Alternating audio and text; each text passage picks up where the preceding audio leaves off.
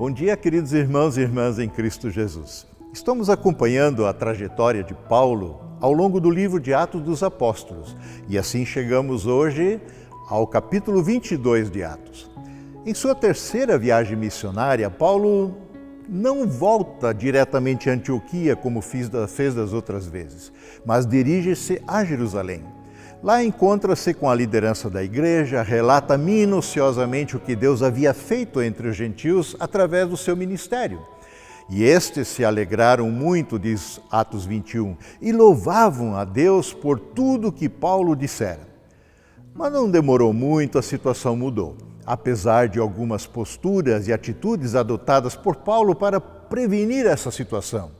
Alguns judeus da província da Ásia, região em que Paulo pregava e pregou o Evangelho, anunciando isso, que Cristo é o Senhor e o Salvador, estavam lá em Jerusalém e essas pessoas começaram a oferecer uma forte resistência ao Evangelho. Tanto lá, já na Ásia, quanto agora em Jerusalém, ao perceberem que Paulo estava lá. E eles agitaram toda a multidão e agregaram as pessoas, uma multidão, gritando: homens de Israel, ajudem-nos, esse é o homem que fala contra o nosso povo. Em toda parte ensina a todos a desobedecerem às leis judaicas. Fala contra o templo, até profana este santo lugar, trazendo gentios para dentro dele, o que Paulo não fez. Bem, toda a cidade ficou alvoroçada, diz Atos 21:30. Juntou-se uma grande multidão. Agarrando Paulo, o arrastaram para fora do templo e imediatamente fecharam as portas do templo e quando tentavam matá-lo, a guarda romana interveio, prendeu Paulo para sua própria segurança. E então Paulo pede ao comandante a permissão para falar à multidão, se dirigir à multidão, se manifestar. A própria multidão que queria matá-lo. E assim Paulo se dirige ao povo dizendo, Atos 22, o nosso texto para hoje. Irmãos e pais, disse Paulo, ouçam-me enquanto apresento a minha defesa. Quando ouviram Paulo falar em aramaico, a língua que eles conheciam e usavam, o silêncio foi ainda maior. Então Paulo disse, sou judeu, nascido em Tarso, cidade da Cilícia. Fui criado aqui em Jerusalém, educado por Gamaliel, que era um dos melhores professores e mestres da época. Como aluno dele, fui instruído rigorosamente em nossas leis e nos costumes judaicos. Tornei-me muito zeloso de honrar a Deus em tudo o que fazia, como vocês são hoje. Paulo entende que a perseguição a ele, nesse momento, tem o mesmo zelo por Deus como Paulo achava que tinha. Ou seja, Paulo era um legítimo judeu, profundamente religioso, com um pedigree invejável. Mas as referências de Paulo não param por aí. E então ele segue falando a seu próprio respeito. E fui ao encalço dos seguidores do caminho, como os cristãos eram chamados, perseguindo alguns até a morte, prendendo homens e mulheres e lançando-os na prisão. O sumo sacerdote e todo o conselho dos líderes do povo podem confirmar isso.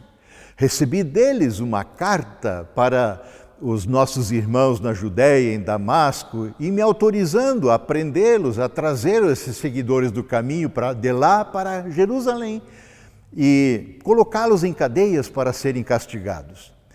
Mas então, o que aconteceu para que Paulo fosse tão odiado por aquela multidão furiosa a ponto de quererem matá-lo? Paulo teve um encontro com Cristo. Ele relata o fato da sua conversão quando estava a caminho de Damasco, nos versos 6 e seguintes. A partir desse dia em diante, a vida de Paulo nunca mais foi a mesma. Há um antes e depois de Cristo.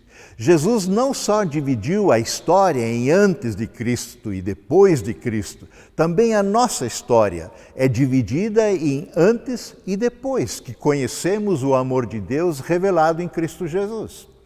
Paulo fora transformado pelo poder do Espírito Santo de Deus de um perseguidor da igreja num proclamador do Evangelho de Cristo.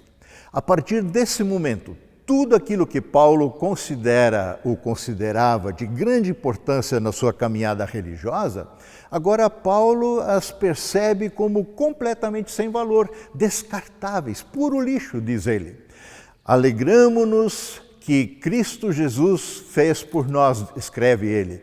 Não colocamos nenhuma confiança em nossos esforços humanos, ainda que se outros pensam ter motivo para confiar em seus próprios esforços, eu teria ainda mais motivos. Fui circuncidado ao 8º dia de vida, sou israelita de nascimento, da tribo de Benjamim, um verdadeiro hebreu, era membro dos fariseus, extremamente obediente à lei judaica, era tão zeloso que perseguia a igreja e, quanto à justiça, cumpria a lei com todo rigor, diz ele a seu respeito.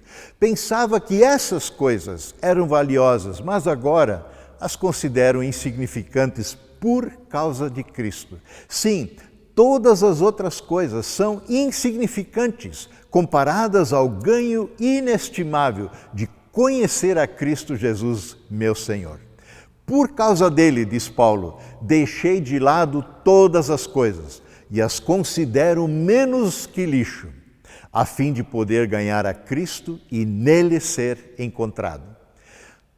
Não conto mais com a minha própria justiça, diz Paulo, que vem da obediência à lei, mas sim com a justiça que vem pela fé em Cristo, pois é com base na fé que Deus nos declara justos. Filipenses 3 seguintes. Então, em quem você tem confiado? No seu pedigree religioso? Batizado desde bebê, luterano desde berço, frequentador de cultos, vida moralmente correta? Ou você já abriu mão de tudo isso para confiar sua vida, sua salvação, única e exclusivamente nas mãos de Cristo Jesus e a sua obra em teu favor e em meu favor na cruz do Calvário? Lembre-se, nele você pode confiar, efetivamente, toda a sua vida, inclusive a eternidade. Amém.